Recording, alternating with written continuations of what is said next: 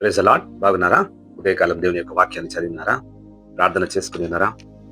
అనుదిన ఆహారంగా నేటి దినమునకై బైబిల్ వాక్యాన్ని మనం చదివి దేవుని యొక్క వాక్యాన్ని మనం ధ్యానిస్తాం. 90వ కీర్తన 14 చదివి దేవుని యొక్క వాక్యాన్ని మనం ధ్యానం చేద్దాం. ఉదయమున నీ కృపతో మమ్మల్ని తృప్తిపరచుము, అప్పుడు మేము మా దినములన్నీ ఉత్సహించి సంతోషించడము.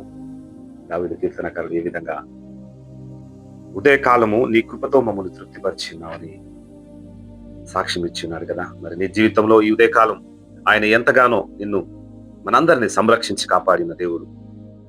ఈ ఉదయకాలం ఆయన కొరకు మనము సంతోషభరితులమై ఉండాలి. ఈ వాక్యం చేత నీతో ముఖసూటిగా మాట్లాడుతుంది యేసయ్య. ఈ వాక్యమే కదా సత్యవాక్యము, ఈ వాక్యమే కదా జీవవాక్యం. ఎన్నో శ్రమల గుండా నువ్వు వెళ్తున్నావు కదా. ఈరోజు చూడలేక ఎందరో గతించి ఉన్నారు. చూడండి, ఉదయకాలము మనం న్యూస్ లో చూడగలము. మంచి పరిజ్ఞానము కలిగి మంచి ఆపరేషన్ చేసినటువంటి డాక్టర్ గారు తన ప్రయాణంలో సడన్ గా స్ట్రోక్ వచ్చి ఈ లోకాన్ని విడిచి వెళ్ళి ఉన్నారు. మరి ఈ రోజు నేను ఇంకా సజీవ లెక్కలో నిలిపి ఉన్నటువంటి దేవుణ్ణి వాక్యం చేత సంతోషంగా మనం ఆయనను ఆరాధించబద్దులమే ఉన్నాం కదా. ఎన్ని పాపపు ఊబిలో నువ్వు పడి ఉన్నను ఈ వాక్యమే నిన్ను బలపరుస్తున్నది కదా. తిరిగి నిన్ను జన్మింపజేస్తున్నది. నువ్వు పాపపు బంధకంలో ఉండి ఉన్నావు, ఈ పాపములన్నిటినీ విడిపించి ఉదయకాలము తిరిగి జన్మించాలని ఈ వాక్యం నీతో మాట్లాడుతున్నది. ఒకవేళ కష్టంలో ఉండి నిన్ను నీ కుటుంబాన్ని పోషించలేకుండా ఉండి ఉన్నావు, ఈ వాక్యమే నిన్ను పోషిస్తున్నది. ఈ వాక్యమే నీ కుటుంబాన్ని పోషిస్తున్నది. యవనుడా, యవనస్తురాలా, తల్లిదండ్రులాగా నీ యొక్క పాపపు జీవితంలో చేత నువ్వు ఇంకా బాధపడుతున్నావేమో, ఈ ఉదయకాలం ఈ వాక్యమే నిన్ను పవిత్రపరుచుతున్నది. నీ యొక్క ఆలోచనలు, నీ యొక్క తలంపులన్నీ ఈ వాక్యానుసారంగా ఉండాలని యేసయ్య నీతో మాట్లాడుతున్నాడు. ఒకవేళ నువ్వు ఇంకను అజ్ఞానివై ఈ లోకంలో తిరుగుతున్నావేమో, జ్ఞానము లేదని నువ్వు బాధపడుతున్నావేమో, నిన్ను జ్ఞానంగా చేయాలని, నిన్ను జ్ఞానవంతురాలుగా చేయాలని జ్ఞానాన్ని కల్పించే ఈ వాక్యం ఉండగా నీకెందుకు భయము, నీకెందుకు బాధ ఈ లోకం? దావీదు కీర్తనకారుడు అంటాడు, నీ వాక్యమే నన్ను బ్రతికించుతున్నది కదా. ఈ సత్యవాక్యం కలిగి ఉండగా నీకెందుకు బాధ? నీ వాక్యమే నా పాదములకు దీపమై ఉన్నది, నా త్రువకు వెలుగై ఉన్నది. ఈ వెలుగు అయినటువంటి ఈ వాక్యాన్ని మనం ధరించుకొని ఈ రోజు మనం బయలుదేర్చుండగా ఏ అపవాది తంత్రములు నీ చుట్టూ రాకుండా కాపాడే ఈ ఖడ్గాన్ని ధరించుకో.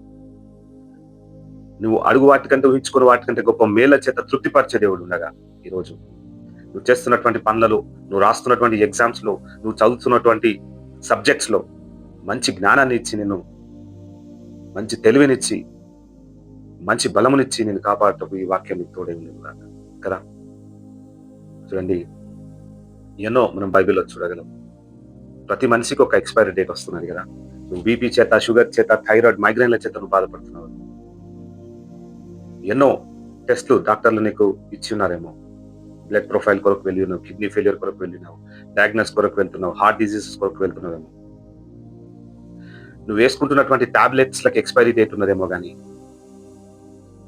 నీ జీవితానికి ఒక ఎక్స్పైరీ డేట్ ఉన్నదేమో కానీ, నీకు డయాగ్నోస్టిక్ పంపిస్తున్నటువంటి సిటీ స్కానింగ్ కానీ, యూవి రేస్ కి కానీ, గామా రేస్ కి కానీ ఒక మెషినరీకి సంబంధించినటువంటి ఎక్స్పైరీ డేట్ ఉన్నదేమో కానీ, నిన్ను నడిపించే ఈ వాక్యానికి ఎక్స్పైరీ డేట్ లేదు ప్రియుడా. ఈ వాక్యమే నేను నడిపించే, నీ త్రోవలకు వెలుగునిచ్చేదే ఈ వాక్యం. కాబట్టి ఈ వాక్యాన్ని ధరించుకో. ఈ లోకంలో వెలుచుండగా వాక్యం అనే ఖడ్గం చేత దుష్ట శోధకుడు కలిగినటువంటి సాతాన్ని ఎదుర్కొని ఎగ్జామ్స్ లో, నువ్వు చేస్తున్నటువంటి పనిలో, నువ్వు మొదలు పెడుతున్నటువంటి ఎన్నో ప్రాజెక్ట్స్లలో, ఎన్నో ఉద్యోగాలలో ఈ వాక్యమే నీకు తోడై ఉంది. రక్షించిన గాక ప్రార్థన చేసుకున్నాం. స్తోత్రములు నాయన ప్రభా, కృపామేట కనికరంగా తండ్రి, నీకు వందనాలు, స్తోత్రాలు తండ్రి. అయా, ఉదయ కాలంలో నీ కృపతో మమ్మల్ని తృప్తిపరిచి అయా మరి సజీవ లెక్కల గుంపులో మమ్మల్ని నింపిన దైవమానికి వందనాలు, స్తోత్రాలైనా. ఈ ఉదయ కాలమును బట్టి నీకు వందనాలు. మా కుటుంబంని అయా, మా చర్చిని, మా సొసైటీని, మా రాష్ట్రాలను, మా దేశాలను సంరక్షిస్తూ కాపాడుతూ వచ్చిన దైవమానికి వందనాలు. మేమందరము ఇంకా నువ్వు సజీవ లెక్కలో నిలిపి ఉన్నావంటే ప్రభా, అది నీ కృప అయి ఉన్నది నాయన. నీకు వందనాలు అయా. నీ వాక్యమే మా త్రోవకు వెలుగై ఉన్నది అయా, మా పాదములకు దీపమై ఉన్నది ఆయన. మమ్మల్ని నడిపించి దైవమానికి స్తోత్రములు అయా. ఈ వాక్యం చేత మేము తిరిగి జన్మించి ఉన్నాము.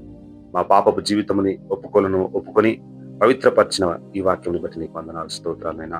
మమ్మల్ని నడిపిస్తున్నటువంటి ఈ వాక్యాన్ని బట్టి నీకు స్తోత్రాలు తండ్రి.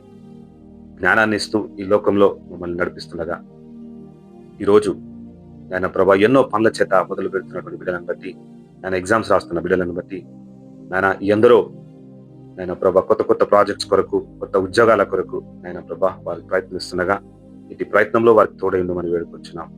నాయన నీవే వెలుగై ఉన్న దేవుడవు, నీవే సత్యవాక్యమై ఉన్న దేవుడవు.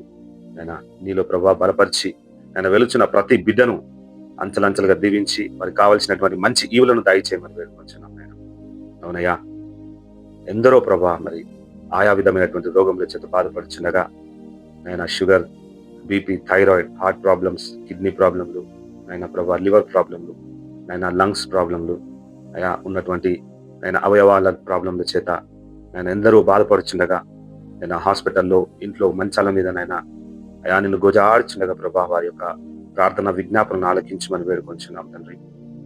అవునయ్యా, టాబ్లెట్స్లకు ఎక్స్పైరీ డేట్ ఉన్నదేమో కానీ, డయాగ్నోస్ చేస్తున్నటువంటి మిషన్లకు ఎక్స్పైరీ డేట్ ఉన్నదేమో కానీ ప్రభా నీ జీవవాయువు నైనా, నీ జీవ వాక్యము నైనా ప్రభా వెలిగించే ఈ వాక్యాన్ని తరతరాల నుంచి నైనా కాపాడుతూ వస్తున్నటువంటి అయా ఈ వాక్యాన్ని బట్టి నీకు వందనాలు, స్తోత్రాలు. నైనా అబ్రహాం మొదలుకొని నేటి దినం వరకు ఈ వాక్యమే మమ్మల్ని బ్రతికించుతున్నది. ఈ వాక్యాన్ని మేము ధరించుకొని ఈ లోకంలో వెళ్ళవచ్చుండగా నీ కృపలో మమ్మల్ని భద్రపరచుమని, ఆన్లైన్ ద్వారా వింటున్నటువంటి పిల్లలందరినీ దీవించి వారి కుటుంబంలో గొప్ప కార్యం జరిగించమని, విశ్వాసం అనే డాలు చేత నేను ఈ లోకంలో వారు బయలుదేరి వెళ్ళొచ్చుండగా ఈ వాక్యం చేత వారు వెలిగింపబడటం నేను నీ కృప దయచేయమని నజరేయుడైన నమ్మదగిన యేసు నామమున వేడుకొంచున్నాం తండ్రి. ఆమేన్. Praise the lord.